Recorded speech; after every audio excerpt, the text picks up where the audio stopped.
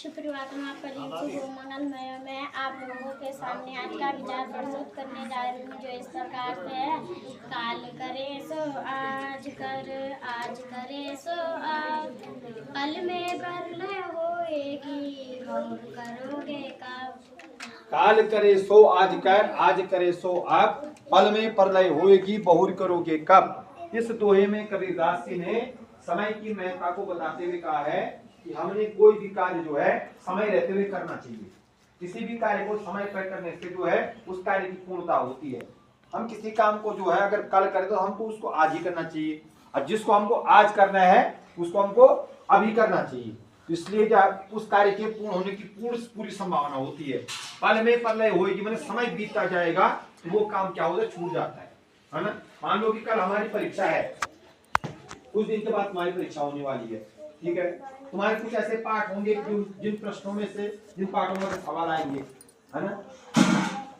वार्षिक जो परीक्षा होती है वो पूरे पाठ्यक्रम से जो है उसमें प्रश्न पूछे जाते हैं। तुमने कहा कि मैं आज 2 पाठ पढ़ता हूँ, 2 का पाठ कल पढ़ता हूँ, और कल जो है फिर क्या हो गया, क्या हो गया, ऐसे ही बीत गया, कोई दूसरा काम हो गया और तुमने वो पाठ ऐसे छोड़ दिया, ठीक है ना। समय बीत गया, उस पाठ से प्रश्न आया, तुमने उसको दिखाई नहीं। तो इसका मतलब क्या है, समय रहते हुए हमको कोई भी कार्य जो है निश्चित रूप से क्या करना चाहिए, पूर्ण करना चाहिए, छोड़ना नहीं चाहिए। कोई भी काम छोड़ना नहीं चाहिए। सार्थक आगे देखो, हम क्या करते थे अपने अपने समय में, जब हम छोटे छोटे पढ़ते थे तो गुरुजी जिस पाठ को बाद में पढ़ाते थे हम उसको पहले पढ़ देते थे। गुरुजी जिस पाठ को बाद में पढ़ाते थे हम उसको पहले पढ़ देते थे। अब उम्रा जब लिखाते थे ना गुरुजी, तो गुरुजी के बोलने से पहले हम उनसे पहले लिख देते थे कि अब गुरुजी ने ये वाला जो है शब्द बोलना यहाँ पे, ये शब्द बोलना यहाँ पे, ठीक है ना। समझ में आ गई बात। तो हमारी पूरी नंबर आती थी, इमला में 10 में से 10 नंबर, गणित में 20 में से 20 नंबर, ऐसे नंबर आते। तुम बताओ तुम्हारी कभी आती है 10 में से 10 नंबर इमला में? श्रुत लेख लिखने के लिए बोलो तो 10 गलतियां कर देते हैं, 50 गलतियां हो जाती है, किसी की तो 100 गलतियां भी हो जाती है ना। तो इसका मतलब क्या है, हम किसी भी कार्य के प्रति क्या नहीं होते हैं, समर्पित नहीं होते। हमने अपना काम समर्पण ढंग से करना है, ढंग से करना है। जब हम ढंग से करेंगे, अच्छे ढंग से करेंगे, समय से करेंगे, तो निश्चित रूप से उस कार्य में क्या होती है, पूर्णता आती है। उधर देखो, धन नान्य प्रयोगेषु विद्याया संग्रहेतु आहारे व्यवहारे च त्यक्त जनो त्यक्त लज्जो सुखी भवेत्। वो इधर करो, सामने देखो क्या लिखा हुआ है, धन धान्य प्रयोगेषु, जान दो, धन धान्य प्रयोगेषु, सीधे देखो, वो इधर करो। अब देखो, ढंग से देखो, धन धान्य प्रयोगेषु विद्याया संग्रहेतु च आहारे व्यवहारे च त्यक्त लज्जो सुखी भवेत्। क्या लिखा हुआ है, धन धान्य के प्रयोग करने में, धन माने होता पैसा, धान्य माने होता अनाज। धन धान्य के प्रयोग करने में, विद्या को ग्रहण करने में, विद्या संग्रहेतु, विद्या को संग्रहेतु, विद्या को ग्रहण करने में, विद्या को ग्रहण करने में, आहारे व्यवहारे च, आहार और व्यवहार में, त्यक्त लज्जो सुखी भवेत्, जो श्रम नहीं करता है वो हमेशा सुखी रहता है। जो श्रम नहीं करता है वो हमेशा क्या रहता है, सुखी रहता है। धन धान्य का प्रयोग में पैसा लेना और देना, पैसा लेना और देना, अनाज हो गया, पैसा हो गया, उसको धन धान्य का प्रयोग होता है, लेना और देने में। और मान लो मेरे पास जो है अनाज नहीं है आज, तो मैंने खाना बनाना है, चावल बनाना है, नहीं है। अब मैं पड़ोसी के यहाँ अगर है उपलब्ध, वहां जाऊंगा, थोड़ा सा मुझे चावल दे दो, खाना बनाने में शाम को वापस दे दूंगा, ठीक है ना। अब मैंने लाज कर दी, मुझे चाहिए, शर्म आ गई, मैं कैसे मांगूंगा चावल, मैं भूखा रह जाऊंगा दिन भर भूखा रहूंगा, नहीं रहूंगा, क्योंकि घर में अवेलेबल नहीं है, शाम को वापस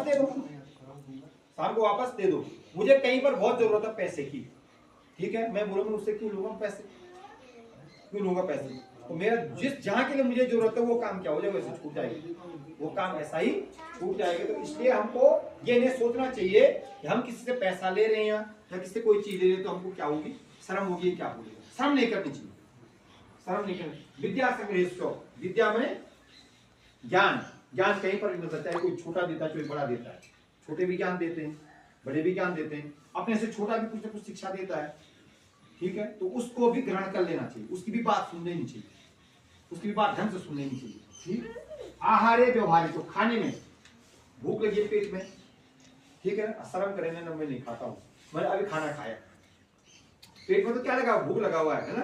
और कई बच्चे देखो कोई खाना खा रहा है, उन्होंने कहा जब खाना खा लूं, तुमने बोला मैंने अभी खाया, शर्म मत रही है, दिन भर भूखे रहेंगे ना, शर्म नहीं करनी चाहिए। आहारे व्यवहार, तो व्यवहार करने में भी कोई चीज कहीं पर आपको चाहिए, जैसा इससे पहले मैंने बोला कि मैं क्षमा चाहता हूँ, मैं क्षमा चाहता हूँ, मैं आपकी पेन दे सकता हूँ, है ना, क्षमा चाहूंगा मैं, अब आपकी पेन दे सकता हूँ, ऐसा बोलते हैं ना कहीं, कभी कभी हम क्या करते हैं, सीधे पेन निकाल देते हैं किसी की, तो ऐसा नहीं निकालना चाहिए, थोड़ा सा बोल लेना चाहिए, मैं क्षमा चाहूँ, एक्सक्यूज मी, मैं आपकी पेन दे सकता हूँ, है। ठीक हो गया। जो है 10 अक्टूबर के हमारे जो मुख्य न्यायाधीश थी जीतू बाहरी, वो जो है रिटायरमेंट हुई है, तो उस दिन से उन्होंने क्या किया था, पदभार ग्रहण किया। इस समय कहाँ है हमारा उच्च न्यायालय, नैनीताल में। कहाँ है, उत्तराखंड उच्च न्यायालय कहाँ है, नैनीताल। सामने देखो, अब घूम जाओ इधर, daily black board update 1657, date 3 दिसंबर 2024, डे ट्यूसडे। कौन सा डे है आज, ट्यूसडे।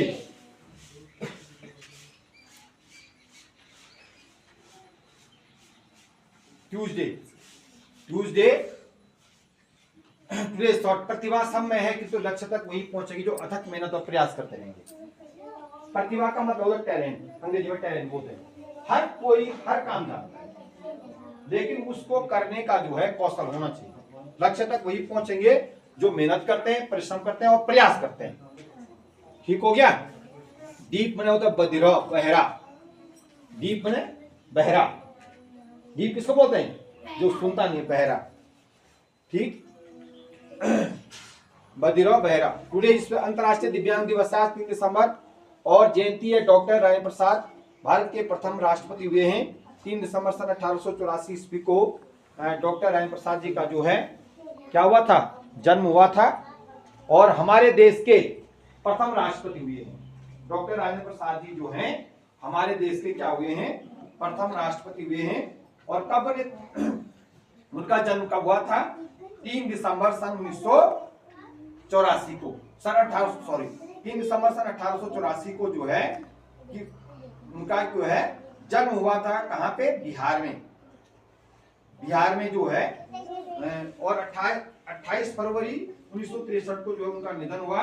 26 जनवरी 1950 से 13 मई 1962 तक वो हमारे देश के प्रथम राष्ट्रपति के रूप में कार्यरत रहे। शिक्षा स्नातक, बीए, बीएल, स्नातक बीएल माने लॉ से, कानून से थे, कानून में मास्टर डिग्री और डॉक्टरेट। ठीक है। पुरस्कार इनको भारत रत्न जो है दिया गया।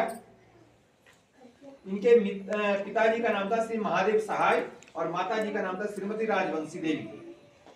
ठीक है। इनको जो है राजेंद्र बाबू के नाम से भी जाना जाता था। बहुत कुशाग्र बुद्धि के थे, कुशाग्र तीव्र बुद्धि के। ठीक हो गया। और भारत के प्रथम राष्ट्रपति हुए हैं। तो उनके जन्म दिवस पे हम उनको क्या करते हैं, आज सत सत नमन करते हुए श्रद्धासुमन अर्पित करते हैं। ठीक हो गया।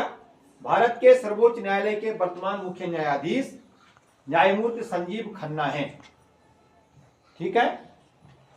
कौन है, या इससे पहले जो है चंद्रचूड़ थे, वाईएस चंद्रचूड़ हमारे देश के मुख्य न्यायाधीश थे, वो रिटायर्ड हो गए हैं। अब उनकी जगह पे कौन बने हैं, न्यायमूर्ति संजीव खन्ना जो है भारत के मुख्य न्यायाधीश बने। समझ में आ गया। ये कीजिए कि हाथ खड़े करो, जिसकी समझ में आए हाथ खड़े करो।